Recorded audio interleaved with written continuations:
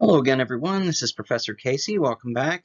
Today we're discussing chapters 11 and 12, the last two chapters of William Golding's Lord of the Flies. All right, so now that we're at chapter 11, okay, we have moved past all of the major events of the book, and we're finally hitting we've gone through the rising action, the climax, the falling action, and now we're reaching the resolution of the story. Okay, we've already gone past the major climax of the story, which is arguably the death of Simon. Okay, so now we're wrapping up events here. All right, so chapter 11 is called Castle Rock. Remember, this is in the immediate aftermath of Simon's murder by the other boys. Okay, the other boys are dealing with his death in several different ways. Remember, Ralph is still trying to pull himself together. Piggy has kind of pushed it all out of his head and tried to excuse their activity and being involved in it. Jack has already said that Simon was not really Simon, but was actually the monster in another form. And immediately after that, remember, the boys from Jack's camp came in, raided Ralph's camp, and took Piggy's glasses, right? Beat Ralph and Piggy up. And so now they're trying to make ends meet, okay? They have no real means of making fire. It's been a pretty dismal failure thereafter because, remember, Piggy's glasses have been the main tool that they've been able to use to actually make a fire, okay? So they try again to light a fire the following morning, but they're unable to do so, okay? So Ralph finally manages to call a meeting together at Piggy's behest, okay, and tries to make a decision about what to do here. Okay, they come up with several different options of what's possible, and ultimately their final decision is to try to go to Castle Rock, which is Jack's camp, and try to talk some sense into Jack, because Jack has gone completely off the rails at this point. Okay, he's lording over the other boys in his camp, acting like a chief. And he's gone into full quote-unquote savage mode, right? He has completely embraced his animalistic side. He's, gone into, again, killing another boy and excusing it by coming up with some kind of a religious explanation. Okay, so everything about Jack is not really listening to reason very well. Okay, so it's going to be a long shot for this to even work. Once Ralph and his group do get to Castle Rock, they encounter a group of armed guards that are waiting at the gate. Okay, and Ralph tries to blow the conch shell to somehow spark a memory in them of there being an assembly that they all gathered together for in the past. He thinks that somehow doing that and dressing up in their school uniforms, okay, they kind of pull together what they have left to try to somehow harken back to the very beginning of them landing on the island, right? Try to remind all the other boys in Jack's camp that they do come from a civilized world, okay? But unfortunately, all this is met with just complete deadness, okay? No one recognizes what Ralph is trying to do, and more so than that, they don't really care, okay? They've already embraced their new life under Jack on the island, and they end up pelting Ralph and his group with rocks instead. When Jack finally does appear, okay, he comes out of the jungle with a pig. Right? They've been out on the hunt again, unsurprisingly. And when Ralph tries to talk sense into Jack, Jack attacks him. Okay, and they actually get into a full-blown fist fight here. And they're really fighting for Piggy's glasses. Remember, that's what they've come for. Okay. And in the midst of all this, the next real big tragic event occurs. Okay, Piggy actually steps up and is screaming and arguably squealing here, as his name suggests, for the boys to stop fighting. And he's holding on to the conch at this point. Okay, and Piggy, remember, doesn't have glasses. Okay, so he's completely blind at this point, or near enough to it. Okay, he's trying to talk sense in everybody. He's desperate to be heard, and no one is listening to him. Okay, this fight is going on. It's absolute chaos. And in the midst of him doing this, Roger, the bully, who is kind of the captain of Jack's little group, is watching from a little cliffside up above, and actually decides he is going to make the final step over the line from being bully to killer here. He pushes a boulder down the hill on top of Piggy, okay, expecting it to, maybe hurt him, maybe scare him. Instead, the boulder kills Piggy. It lands on his head and shatters the conch shell that he's holding as well. Okay, another extremely symbolic moment. Okay, once the conch shell shatters, all order on the island has completely shattered as well. And remember, Piggy represents the voice of reason here, okay? So for him to be killed is to basically kill reason, okay? The book says that Piggy is hit by the rock and is knocked completely off the cliffside and into the ocean where he dies. In most of the film versions, it's a pretty horrible scene to actually watch. He's usually killed instantly, and it's a pretty bloody instance, as you can imagine, okay? In the immediate aftermath of this, too, remember Ralph's only other companions here are the twins, Sam and Eric, okay? And they're very quickly captured by Jack's group and assimilated into his tribe. And now Ralph is a moving target, okay? Ralph immediately escapes into the jungle and runs away from the group, realizing what's happened to Piggy, okay? So basically all of Ralph's friends have been neutralized at this point.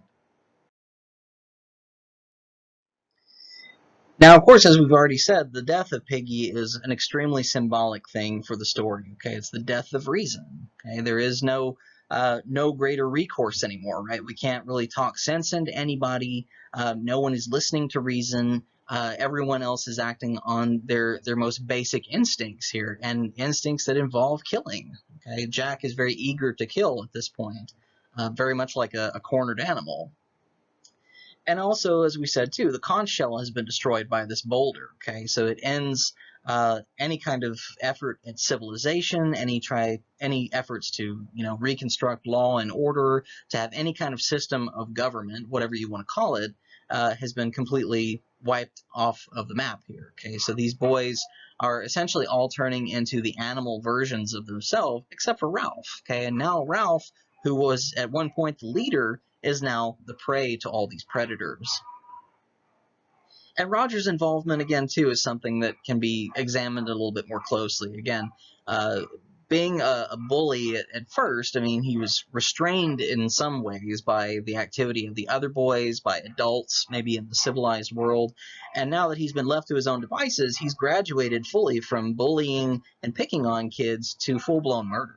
Okay, and this is not an instance where he just randomly seemed to decide to do this, right? He's already looked at Piggy in the past as being, a potential victim here. So arguably this would be premeditated. And again, Ralph is now a complete fugitive from the other boys. Okay, he is on his own on a jungle island with another group of boys who want to kill him. And the hunters have now become the dominant presence on this island too, okay? Again, this could be another dichotomy we could look at, right? The hunters versus Ralph, who is the prey, right? The predators versus prey. The hunters, again, are arguably carnivorous. They eat nothing but meat. They're strong as a group. And Ralph is already taken on the more passive role of the group, even when he was a leader, okay? His entire responsibility was to build shelter, to be more nurturing, okay? So a little bit more peaceful. And in the eyes of the hunters, anyway, he is considered weak for this. So again, this could be even carnivore versus herbivore, okay? Some a meat eater versus a plant eater. Again, going back to the most basic animal food chain, if you like. All right, so now we're at the resolution, chapter 12, our last chapter, okay? Of course, Ralph's entire activity in this is to try to get away, okay? He's hiding in the jungle and trying to come to terms with everything that's happened, okay? Piggy, his only other friend besides Simon, has also been killed, okay? So he has two friends now who have been murdered. And both of their deaths are, again, just the death of civilization as a whole. Remember, Simon was the more empathetic one, the more empathic one of the group, right? He seemed to actually care about others, had a sense of morality. And Piggy, of course, was the more objective voice of reason, and both of these elements are now completely gone from the group.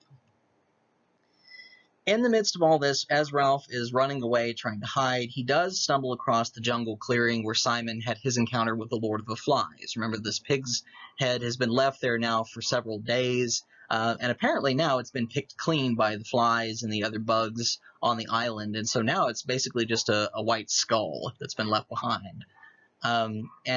Ralph looks at this with complete disgust. He hasn't actually seen this yet. And he ends up taking the spear that the pig's skull has been mounted on as a weapon and destroys the skull in the process, smashes it. Okay, so kind of symbolic of the sense that Ralph is actually going to try to fight back here.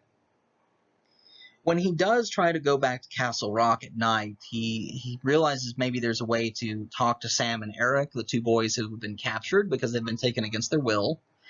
And he actually does find the two of them actually guarding the gate. Okay? And they do their best to warn him here. They say they're going to give him a little bit of food, but they say, you need to get out of here. Right? They're going to be looking for you, and tomorrow, in fact, they're going to have a hunt, a major hunt for you on this island. You are going to become the prey now. And they realize that if anyone sees them talking to him, that they could be killed as well. Okay, Jack has gone again completely out of his mind here and is willing to kill whoever it takes. Okay, and of course the following day the expected happens. Okay, Ralph actually hears Jack torturing the two twins because he has apparently found out that they were talking to him. Okay, found out that they were talking to Ralph overnight. Tries to get information out of him. We don't know exactly what's going on, but this is apparently the new norm now in Jack's camp, right? He's willing to torture people to get whatever answers he needs. And Jack, of course, is now just foaming at the mouth, ready to kill Ralph as horribly as he can, okay? He's mad that Ralph is hiding in the jungle, and even though he tries at first to, chase Ralph out of the jungle, he ends up setting the jungle on fire instead. Okay? He realizes the only way to be sure that Ralph is going to be killed here is to actually set fire to the entire island. And remember, the entire island is basically one big jungle. Okay, so the whole island is now burning. Okay. And this turns into a big situation of cat and mouse here, okay, with Ralph hiding in certain places, Jack and his hunter are searching for him, they flush him out, he hides again, and it kind of goes in this little cycle for a while, okay. Finally, as Ralph is kind of inching his way toward the coastline, he finally makes it down to the beach, and this is where the major resolution to the book actually comes, and it's kind of out of the blue here. Ralph is absolutely exhausted. He's covered in burns and smoke and everything else from the jungle, coughing. He thinks that he's cornered because the ocean is in front of him. When he collapses on the beach, he looks up and there is an adult naval officer standing on the beach. Okay? And ironically, this guy, this adult, has seen the jungle burning from a distance. Okay? And it's been, ironically, the biggest signal fire that they could have created. Okay, by setting fire to the entire island, they actually managed to get rescued, okay, at the very last minute, okay? And that's what this guy is there for. He says he has seen their fire burning from a distance, and at first he thinks that they are actually playing a game, okay? He thinks that this is no big deal at first, and it's like, what are you guys doing? Like, making light of the situation, but when he realizes everything that's actually happened, and that they are, in fact, trying to kill Ralph, he actually scolds them and says, how is it that you could lose touch with your sense of morality in such a short amount of time? Okay, because apparently the boys have not been there as long as we've been led to believe. Okay, we're never actually given a specific timeline here, but it seems like they may have only been there for a few weeks, perhaps. Okay, remember, we think that it may be as few as a few days or as many as a few months. Okay, but it's hard to tell. And again, it's the biggest irony of the entire story here in that the fire itself is what ultimately saves the boys. Remember, this is what they thought from the very beginning, is if they build a signal fire to where a ship can see them, then perhaps, they can be rescued. But, and ironically, Jack is, remember, the one who was tasked with keeping the signal fire burning at all times, okay? So for him to actually set fire to the island, it's the biggest bonfire you could expect, right? It's the biggest signal you could send out there. Okay? And at this point in the story, Jack has lost all hope of them being rescued, but this is ultimately what ends up happening. And the fire burning out of control in the second chapter, right? Remember, Fire on the Mountain is the name of that chapter. It's a little bit of foreshadowing, okay? Whether we realize it or not, again, in hindsight, it makes more sense that this is something that is ultimately going to happen for them to be able to get rescued. And again, the naval officer is unable to come to terms with the fact that the boys have, fallen into this little pit of immorality so quickly. And Ralph and the others, the story says, are completely moved to tears by the fact that this guy is there. And the naval officer is actually ashamed of them for crying. Okay, this is the another big irony of the story because of all the emotional trauma of what all these boys have been through. They've murdered other boys. They've seen boys die horribly. They've been sick. They've been starving. Everything you can imagine. And yet, when they actually do manage to have it wash over them all at once and cry, an adult feels ashamed of them just for crying. Okay. And the officer, it says, actually turns his back to the boys to allow them to regain their composure, and that's where the story ends. Okay. And the situation with the naval officer is a literary device that you see used in stories and movies and stuff like that. And it's a thing called Deus ex machina. This is a Latin phrase that means God in the machine. Basically, what it amounts to is a Deus ex machina is anytime you have a situation just like we have here, where things are going horribly wrong, right? It seems like something, an almost certain death is impending, and yet somewhere, from somewhere, a savior suddenly shows up and saves the day. Okay, it's the knight in shining armor that randomly appears to rescue whoever, right? That kind of situation. And again, you see this used in epic films all the time. Okay, even something as recent as the Avengers films, something like that. Any of the Marvel films, Lord of the Rings, right? You can name just about any major epic motion picture, and there's almost always a Deus ex machina scene in them somewhere. Okay, so this is something that has been used time and time and time again. Okay, so it just has a name that goes along with it, is what it amounts to. And if it weren't for the naval officer, Ralph would almost assuredly been killed. Okay. And again, the other irony that goes along with this too is the fact that even though the naval officer represents the adult world and some sense of order, remember the adult world is also at war at this point. For all we know, the war is still going on. Okay. So this is kind of a situation where there is savagery that exists amidst civilization, okay? Instead of the other way around, which is what we're seeing on the island. Okay, Ralph represents civilization that exists within savagery. Okay, so again, looking at this from an analytical standpoint, this is basically what we're coming to terms with.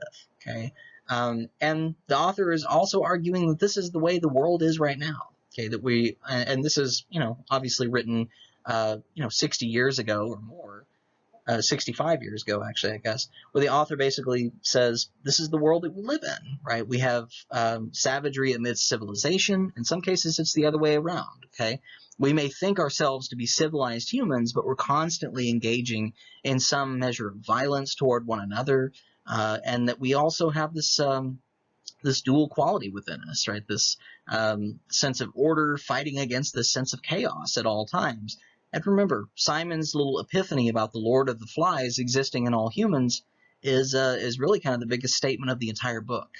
Okay, so again, not a very happy ending to the story, but it's something that is a kind of a wake-up slap, if you like, from the author, where he's really trying to teach a little bit of a morality tale here. Okay, and remind us all kind of what we're capable of, for good or for bad.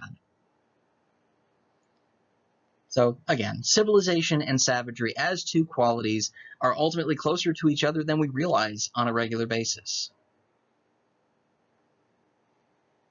And finally, the thing that we can think about too, just with the characters themselves, and in addition to all the morality preaching and stuff that maybe the author is trying to give us here, is that these boys are never going to be the same. Okay, and we're never given any kind of sequel or follow-up or afterword or epilogue or anything here to tell us what's happened with these boys. But I mean, several of them have been at least complicit in murder. Some of them have actually got blood on their hands physically here. So it's a bittersweet ending. I mean, they've been rescued, but they go back to the world at what cost, right? How are their lives going to change? Are they going to be prosecuted for any of this? Are they going to be able to live with themselves, to move on? I mean, trauma and everything is there. It's left up to the reader's imagination.